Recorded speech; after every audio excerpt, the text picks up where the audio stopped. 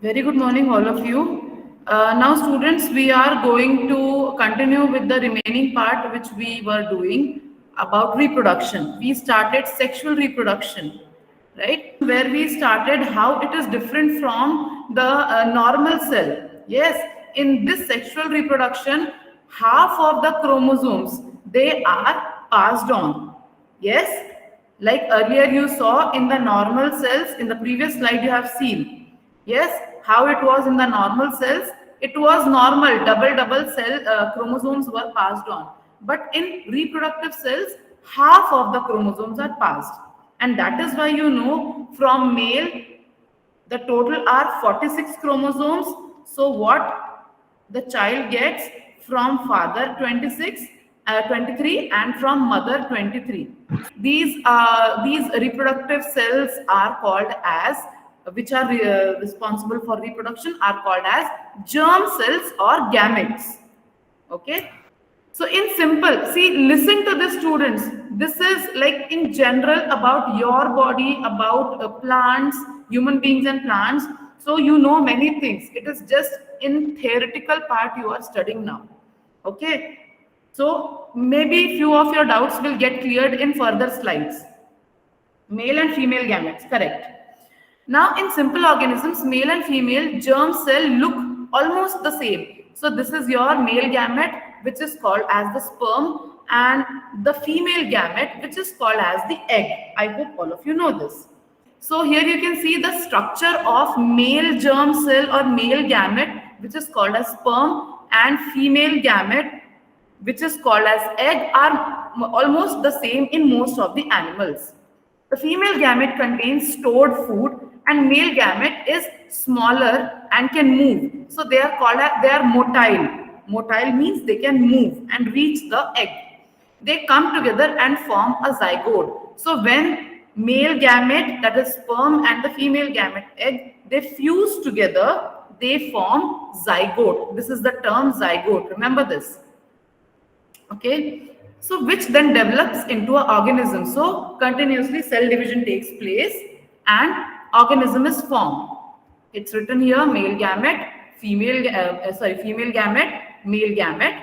So when male gamete and female gamete come together, this process is called as fertilization. And what do they give? That product of male and female gamete is called as zygote. Okay, the process of fusion is fertilization and forms zygote. Correct, zygote. So here you can see meiosis and mitosis are two different types of cell division. So you don't have to go so deep into it that what is meiosis and what is mitosis. In higher classes, if you opt for biology, you will study. So these are two different types of cell division which take place for the complete formation of an organism from a zygote. From a germ cell means male gamete and female gamete.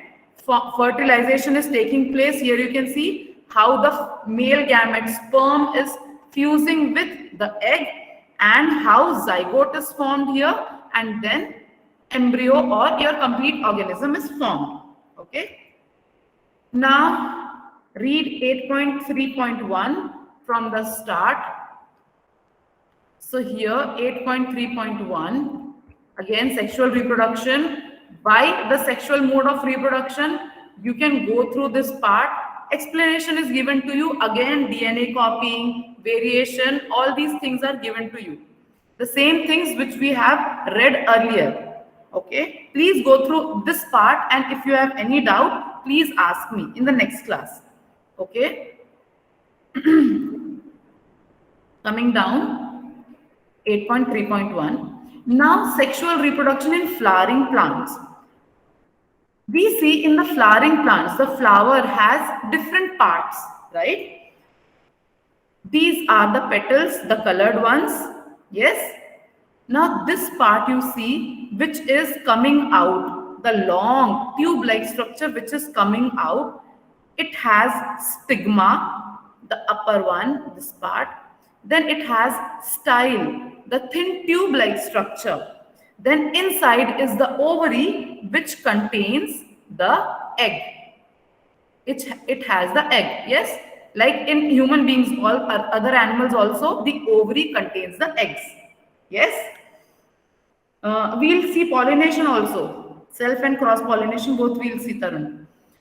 Now, in this other part, you will see the other part again has a tube-like structure which is called as filament, and which is not round but like flat-like structure or a big structure you can say, which is called as anther. Now, in all the anther and filament form the stamen, stigma, style, and ovary form the carpel. This is the female reproductive part, and this is the male reproductive part. And these are the other parts like sepal, receptacle, and stem, and petal. So you know the functions of those. We'll see more. Yes? Now, stamen and carpel. So this is stamen and this is carpel. They contain the germ cells, means they contain the reproductive cells or the gametes, you can say. Yes, the male gamete and the female gamete. So anther has the male gamete. Yes. And stigma has female gamete, that is egg. Yes. I hope this is getting clear to all of you. I'm going slow so that you people understand it well. Now you can see stamen is the male part and carpel is the female part of the flower. So you can see this picture. Now, what is the function of petals? They are colored. What is the function? Can anyone tell me? It is to attract the insects, especially to attract the insects for pollination, because these bright colors attract them, and the insects are they play a very big role in pollinating the pollen grains from one flower to another. Yes, so that is pollination. So petals are usually brightly colored or usually shaped to attract pollinators. So what are pollinators? Who are pollinators? The insects, flies, butterflies and all, they are pollinators. And what is the function of sepals? Sepals are the green ones. These are sepals. What do they do? Can anyone tell me? What is the function of sepals? Yes, kind of a support and protection, because petals are very soft and delicate. So they are trying to protect and hold the other parts of the flower inside. Yes, they are holding the petals and protecting them also. So as it is written here, they fold over the tender closed bud and protect them from cold and other injuries while it is developing. You would have seen, if you have a garden, especially in case of rose, when the rose flower is bud is blooming, the sepals are nicely closed. Yes, if you see sometimes a brownish mark or some scar is there where sepal is broken, in that part, in that area, the petals will not grow fully or they will not be nicely colored or good shape. Yes, so sepals are very important. Some flowers have only one sex organs, like either they will have a stamen, that is a male sex organ, or only the carpel, that is female sex organ. So hence they are called as unisexual. Okay. Some flowers have both sex organs, that is stamen and carpel, that is male and female sex organs, and hence they are called as bisexual. Like you can see hibiscus. Hibiscus is the bestest example for you people to understand. If you have around you, you can pluck and see. Yes, You will ma'am. find out.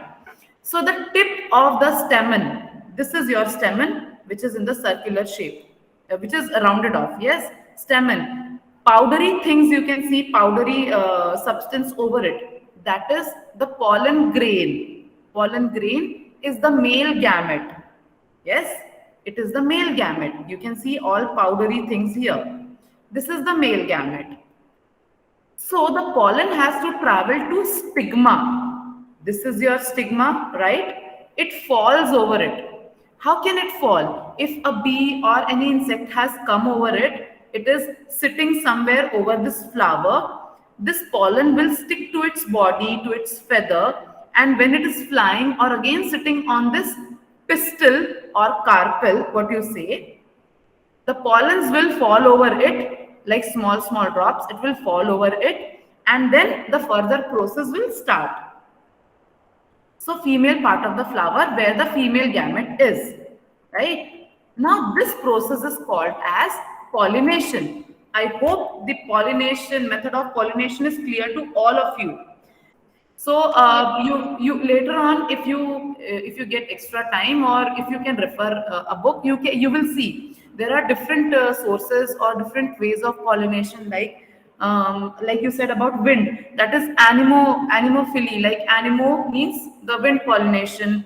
Then with the insects, it's there. Hydrophilic pollination means hydro means with the help of water. So different sources are there. Okay, I hope pollination is clear to all of you. Self-pollination and cross-pollination. Now, how are they different? Self-pollination means it will take place in the same flower. It means, of course, it is a bisexual flower. Okay, it will take place in the same flower or a flower, another flower which is in the same plant. Okay, so pollination of a flower by the pollen from same flower or from another flower of same plant. This is called as self-pollination. So you can take example of your hibiscus just now as you saw. See, pollination is the method in which pollen grains travel from stigma and they land on the pistil, the female reproductive organ, yes, for fertilization. This is called as pollination. Okay, when it is taking place in the same flower or another flower in the same plant, it will be called as self pollination. Self means क्या है, खुद में हो जा रहा है, in the same flower or in the same flower, same plant only it is happening. Crossed pollination means it will take place in different plant, flowers from another flower from different plant. Okay, that is cross pollination. I hope this is clear to all of you. Pollination. We'll move on. Coming to this now, sexual reproduction again. So the carpel has stigma, style, and ovary. As the pollen grains will fall over stigma. Yes, it is falling over stigma from stamen. Yes, all of you remember this was stamen over which pollen was present, like this, small, small powdery. It came over stigma. After coming to stigma, you have read this in your earlier lower classes also. This how this fertilization take place or formation of fruit, something like that. It is same. So what happens after pollen grains land on stigma? It creates a tube and male gamete travels through it. Male gamete is your pollen grain, right? It travels to the ovary where egg is present. Here you can see egg is present and it forms a fusion takes place, or you can say fertilization takes place, and zygote is formed. After pollen lands on stigma, it creates a tube and the male gamete travels through the ovary and forms zygote, and this process is called as fertilization. We have done. Then zygote goes on dividing rapidly. Yes, in the cell multiplication you saw mitosis, meiosis.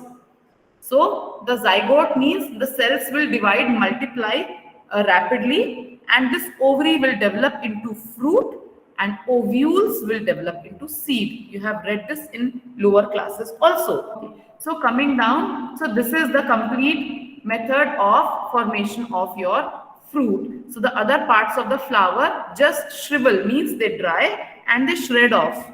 Yes, they fall off and you get the fruit. The seed from the fruit can develop into proper plant in the right conditions, and this is known as germination. Like recently you would have seen, we saw in dicot plants, embryo of dicot plants in that hands-on activity, it was there. Yes, when you soak it for 2 days and like in matki or sprouts, you will see how the roots arise, the radicle, right? So likewise germination takes place. Okay, then Now let's try to answer some questions here in page number 140.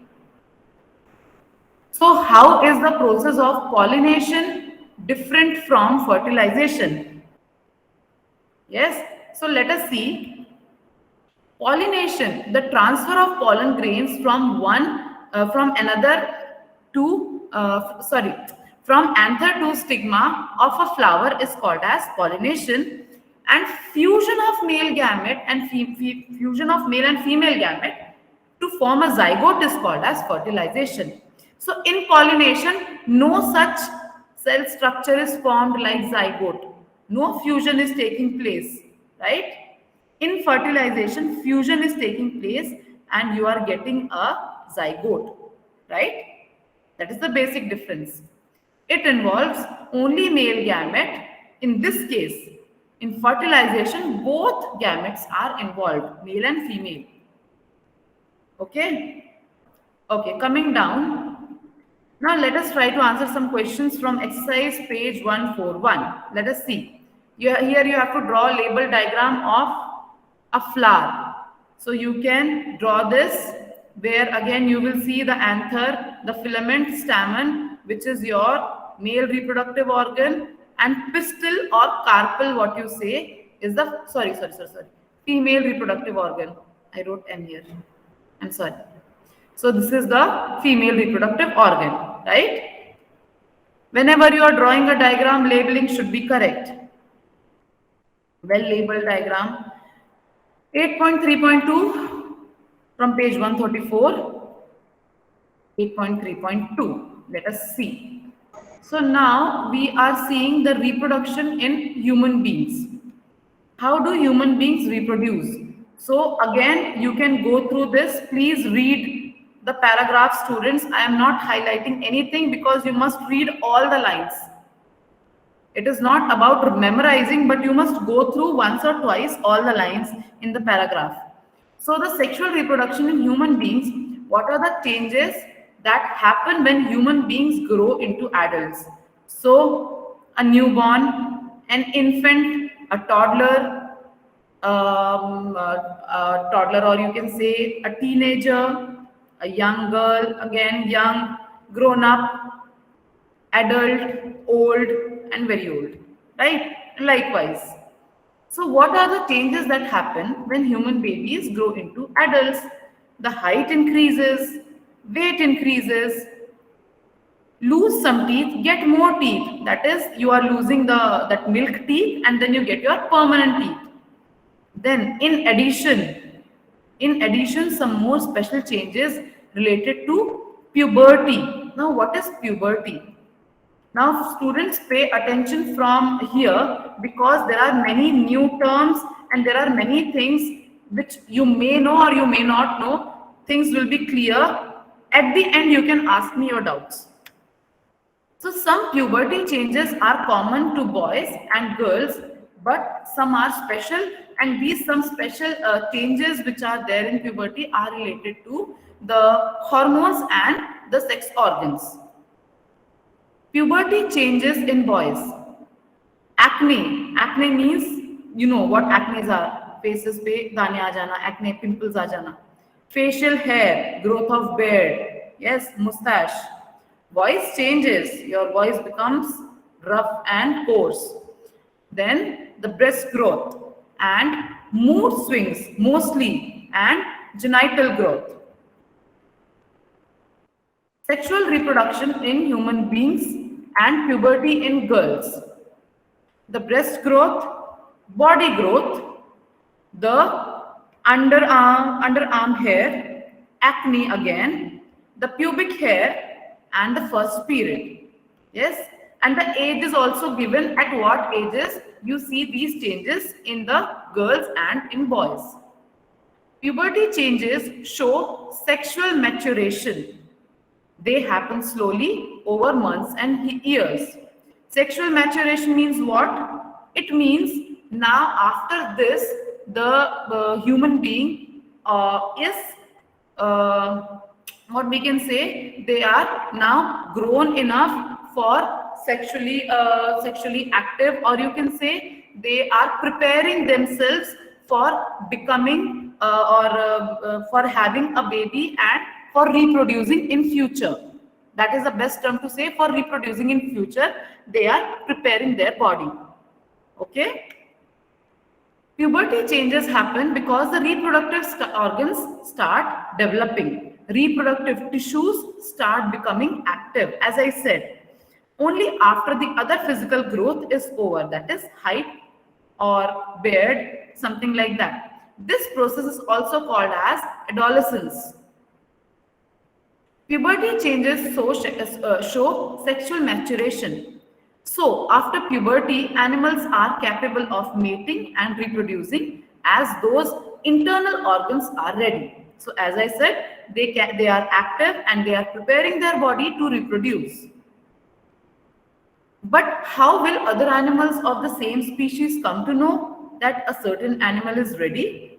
The external body changes, facial hair, body shape changes, voice, etc. are the signs that our internal organs are ready.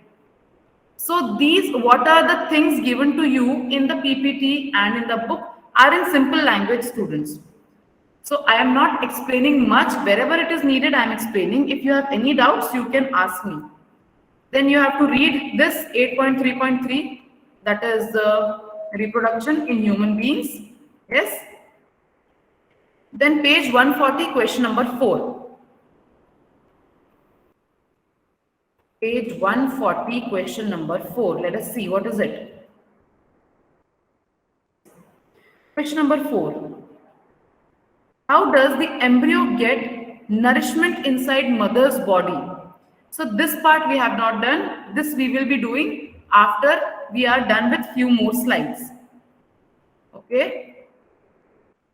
As you have to read these complete part, students, about human reproductive system here. So all of these are the changes that can be grouped under general process of growth in which the body becomes larger. But in early teenage years, a whole new set of change occurs that cannot be explained simply as body enlargement. Instead, the appearance of the body changes, proportions change, new features appear, and so do new sensations. I want someone to read. Okay. Some of these changes are common to both boys and girls. We begin to notice thick hair growing in new parts of the body, such as armpits and the genital area between the thighs, which can also become darker in color. Thinner hair can also appear on legs and arms as well as on the face. The skin frequently becomes oily and we might begin to develop pimples. We begin to be conscious and aware of both our own bodies and those of other in new ways. On the other hand, there are also changes taking place that are different between boys and girls. In girls, breast size begins to increase with darkening of the skin of the nipples at the tips of the breasts. Also, girls begin to menstruate at around this time. Boys begin to have new thick hair growth on the face and their voices begin to crack. Further, the penis occasionally begins to become enlarged and erect, either in daydreams or at night. All of Yes. these changes Okay, can. Sanchita. Okay, so these are different changes which you can see and which you can read what are the different changes in different body parts, especially are taking place in this phase. Yes, so you can read, already the time is also up. You can read this this part, and you can go through the male reproductive system and the female reproductive system. Yes, students, please go through this about this and the different other questions. We will be reading in detail. I'll explain tomorrow in the next class. I hope till now whatever we have studied was clear to all of you. So you can go through this part as written 8.3.3 A from the textbook, that is the male reproductive organ, and then the female reproductive organ. If you get time, you can go through female reproductive organ also. We will be discussing it tomorrow. Okay. If you like our videos, do share them and subscribe to our channel. If you want awesome quizzes, write to us. Keep watching and keep learning with Walnut.